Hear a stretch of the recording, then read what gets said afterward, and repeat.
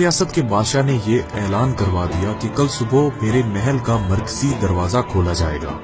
تب جس شخص نے بھی محل میں جس چیز کو ہاتھ لگا دیا وہ چیز اس کی ہو جائے گی۔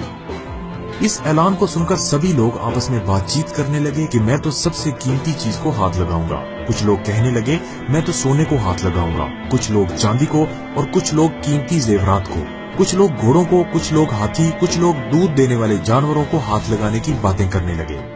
جب صبح محل کا مرکزی دروازہ کھلا اور سب لوگ اپنی اپنی من پسند چیزوں کے لیے دوڑے، سب کو اس بات کی جلدی تھی کہ پہلے میں اپنی من پسند چیز کو ہاتھ لگا دوں تاکہ وہ چیز ہمیشہ کے لیے میری ہو جائے۔ بادشاہ اپنی جگہ پر بیٹھا سب کو دیکھ رہا تھا اور اپنے آس پاس ہو رہی بھاگ دوڑ کو دیکھ کر مسکرا رہا تھا۔ اسی وقت اسی بھیڑ میں سے ایک شخص بادشاہ کی طرف بڑھنے لگا اور آہستہ آہستہ چلتا ہوا بادشاہ کے پاس پہنچ کر اس نے بادشاہ کو چھو لیا۔ بادشاہ کو ہاتھ لگاتے ہی بادشاہ اسی کا ہو گیا اور بادشاہ کی ہر چیز بھی اسی کی ہو گئی۔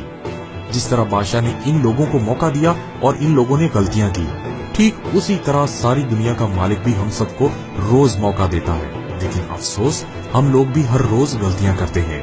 ہم اللہ کو حاصل کرنے کے بجائے اللہ کی بنائی ہوئی چیزوں کی آرزو کرتے ہیں، لیکن کبھی بھی ہم لوگ اس بات پر غور نہیں کرتے کہ کیوں نہ دنیا کے بنانے والے مالک کو پا لیا جائے۔ اگر مالک ہمارا ہو گیا تو اس کی بنائی ہوئی ہر چیز بھی ہماری ہو جائے گی۔